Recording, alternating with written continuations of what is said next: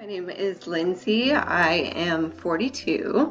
I have two kids, a 20-year-old daughter and a 16-year-old son. And I'm actually engaged as well. I just got engaged. And I have three stepchildren. In March of 2022, I was very fit, working out all the time, eating very well. I developed some pain in my side, and I thought, oh my goodness, I just did something in the gym and, pulled a muscle or something. And I went about 3 days to where the pain was just so agonizing. I thought, okay, well, I'm going to get on Dr. Google, see what Google says. Google said it was could be my gallbladder. So I was fully expecting, because I also had some pain in my chest as well. And I thought it was just indigestion. So I thought, well, indigestion, pain in my side, kind of like right underneath my ribs. Surely that's what it is. So I went to the emergency room, fully expecting them to keep me overnight, take this gallbladder out.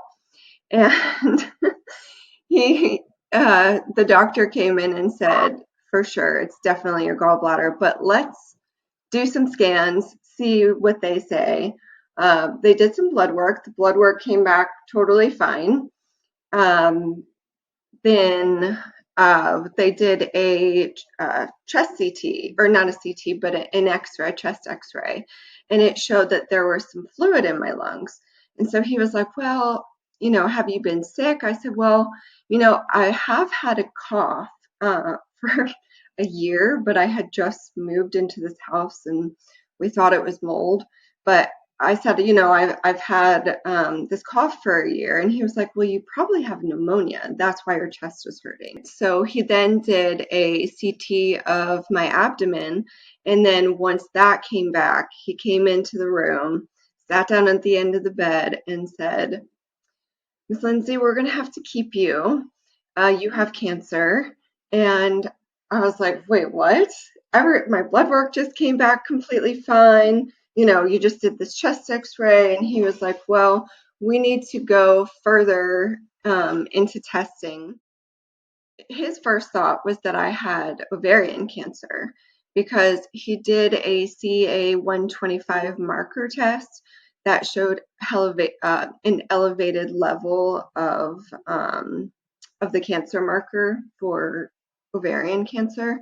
And what he thought was in my stomach, the cancer that he was seeing, was actually fibroids in my uterus. But in addition to that, he saw all the cancer in my liver. And when the tech did my CT of the abdomen, she just happened to get the bottom of my lower lungs. And then that's when they saw all of the nodules in there as well. So once they got me into the hospital, kept me overnight, the oncologist came in the next day. And she agreed with the emergency room doctor that it was probably ovarian cancer that had spread. So she said, let's do a liver biopsy and, let's start to stage you. So they did the liver biopsy. She came back and she said, you're not going to believe this, but you have lung cancer. I said, excuse me? She was like, have you ever smoked? I said, no, I've never smoked a single day in my life. And she said, okay, well, now we're going to have to do a brain MRI and more testing, PET CT, all of that. And then that's when they found it all in my brain, and then in my liver, my bones, my kidneys, and that's how it started. So immediately we knew I was stage 4. They told me I had a couple of weeks to live. At this point, I'm so frail. I'm 112 pounds. I can't eat. I can't sleep. I'm as thin as a bone. And finally, 2 weeks later, I got the call with the oncologist, and she said, "You have we've we've got your results back and you have non-small cell lung cancer with ALK positive mutation, metastatic to bones, liver, brain, lungs. So in the meantime, they had already been setting me up for brain radiation and different radiation and trying to do different chemos, but they were really hoping to get the targeted therapy treatment if it was, in fact, a gene mutation. So thankfully it was, and I'm still here today. When they first told me I had lung cancer, immediately, as you know, the stigma around lung cancer is, I smoked. So I immediately said, I have never smoked ever in my life. How do I have lung cancer? And, the ignorance that I had no idea that this could be possible to anyone. Literally anyone with lungs can get it. So I was definitely taken back. I was a single mom with 2 kids, and I have a full-time job, and I thought, oh my gosh, what am I going to do? What are my kids going to do? How am I going to get through this? Thankfully, I had a huge support network of friends and family, and so they're the ones that got me through everything. Once they found out that I had the gene mutation, they put me on a targeted therapy pill called Lorlatinib or Alcensa, and they started me off with 1,200 milligrams, and within 2 weeks, almost all the cancer was either gone or completely stable. It was crazy, but then I had an insane amount of side effects. So that was difficult. However, I wound up getting on alectinib in April of 2022. By September 24th, 2022, it had stopped working, and I was in ICU for 10 days, and the cancer had spread far worse than it was prior to that. So then the cancer had spread to my brain in such a way that they said hundreds of tiny little millimeter lesions were all over my brain, which includes leptomeningeal. So I also got the leptomeningeal disease, which is basically the cancer in the fluids in your brain and in your spine. And then it took over my body. The fact that I was still alive was outstanding. So I was at one emergency room in ICU. They couldn't figure out how to treat me. So actually my boss at the time, who's the owner of the Boston Celtics, she actually transferred me to Emory University Hospital, and they saved my life. So I was again in there for about 10 days or so. They said, this is very difficult to treat because it's gotten this far, especially with leptomeningeal disease. Once you get that, the outlook isn't that great from what they told me. But I was able to get on the second targeted therapy treatment called Lorlatinib. And that worked also within 2 weeks. I mean, the cancer was pretty much gone. And that was, I was in a deep, dark spot at that time because, they basically sent me home to die, but also had a glimmer of hope that this medicine would work. And sure enough, it did. Here I am, 2.5 years later.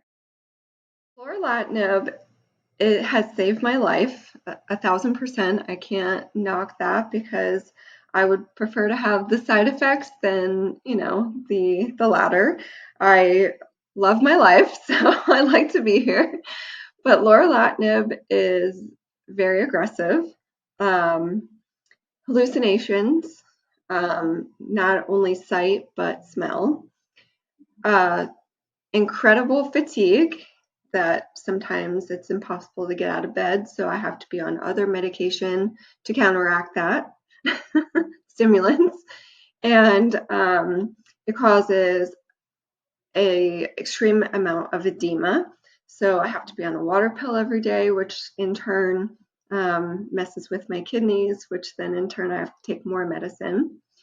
Another major side effect that people don't really talk about, and I think doctors, because this is still a newer medicine, they're not checking for cholesterol.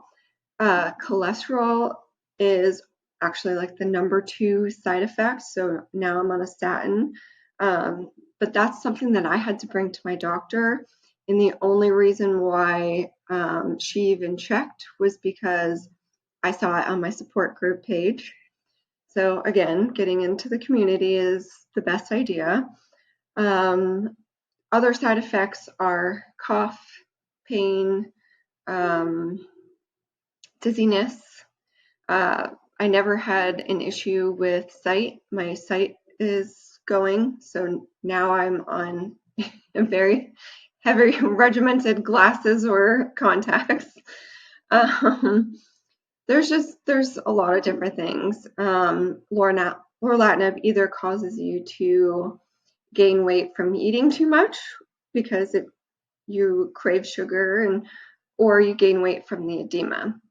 Or there's the complete opposite, and you don't want to eat and you lose too much weight. So the side effects are all over the place. But I would say the main ones are hallucinations, fatigue, cholesterol, and just kind of like a general unwell feeling. So I suggest, if you are on lorlatinib, drink lots of water. I try to drink a gallon of water a day. I try to eat well. Yes, I have some snacky stuff, some chocolate. Can't get rid of that. And for all the haters that say sugar feeds cancer, we need sugar sometimes. I'll continue to take lorlatinib for the rest of its efficiency, and then we'll radiate the pop-up tumors. So anything that pops up will be weeding the garden, essentially. So I did one treatment on one brain tumor. I've done treatments on the top of my cervical spine, the bottom of my cervical spine, my thoracic spine, and my left hip. So mainly everything that's kind of popping up, so to say, is my bones and my brain. My lungs are completely stable. My liver is stable. Kidneys are stable. So that is fantastic. But, I've gotten to be friends with the radiation techs, so it's been kind of nice having a second family. I get scans every 2 to 3 months, depending on what's going on. If like for instance, right now I have some radiation necrosis around the brain tumor, which can sometimes be worse than the actual brain tumor. And some of the symptoms, it's basically edema around the brain tumor. So because of that, we have to watch that just to make sure it doesn't get it, out of hand. They think that maybe it's a possibility they didn't get the full tumor, and so that's why it's still causing. I got that. Let's see, that was March of 2023, and so I still am having kind of an issue with it. So we're just watching that. So I get scans for that every 2 months. My hip, because I had 5 treatments on my left hip. That is a little bit more stubborn because it was a bigger area.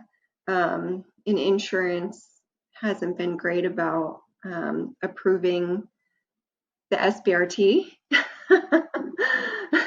They just want to do full-blown radiation. And I am only 42. I still have a full life to live. And I don't want to be completely crippled because of my insurance company, So we just keep on top of that and keep going with those scans. And then my lungs and my abdomen, we basically just do every 3 months now.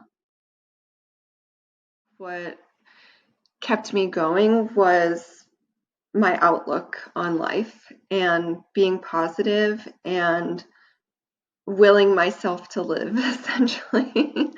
I have 2 kids to be here for, and now I have a fiance and stepchildren, and my family. But the biggest thing that I used really was journaling.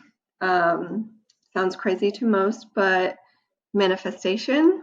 I woke up every single morning, and I still do. I wake up every single morning and I tell myself I'm healed, I'm healthy, I'm strong.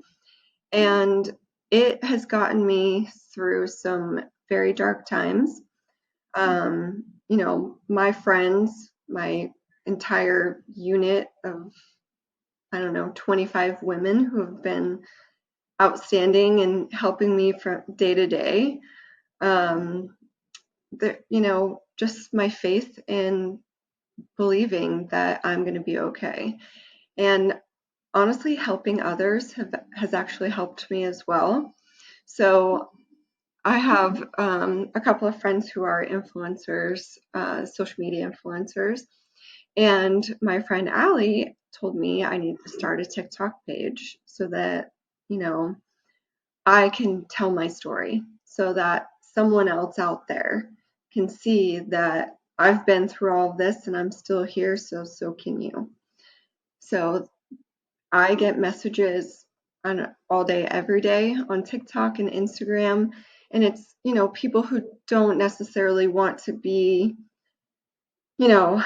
making videos on TikTok or Instagram. They just want the information. So they're sending me messages and telling me I'm inspiring them, and I'm like, oh my gosh, never in a million years would I have heard that, But it's, for me, when I reached out to some people that were also in the community and I reached out to them and they gave me a helping hand, it truly meant so much to me that I wanted to do that and give back as well. So helping other people truly helps me every single day. My advice to someone who comes across my page or anyone else's page with lung cancer, don't be scared, don't be afraid, advocate for yourself. That is something that I can't tell people enough, whether it's anyone with cancer or headaches or an eating disorder. Advocate for yourself. Advocating for yourself is the only way you're going to get through this. Know all the information, know all the facts. A lot of cancers right now, there are gene mutations, so ask about that. Ask about getting biomarker testing, and really just stay on top of your symptoms. Join different groups. Join social media groups. I joined an ALK positive lung cancer Facebook group. That's a great community of people that we're able to bounce questions back and forth of. And I want people to always know that they can reach out to me if with any questions. I really just want to just to stress advocating for yourself. I had to go through 4 different oncologists before I found the right fit for me, because this person has your life. Your life is in this person's hands, essentially, and you have to know as many facts as you possibly can to get the best care for yourself. So continuing to advocate for yourself, and if you're not getting the care that you need, then move on. There's no shame in moving on to another oncologist, and even if it's in the same practice, if you're not getting what you need, this is your life. You are who's important.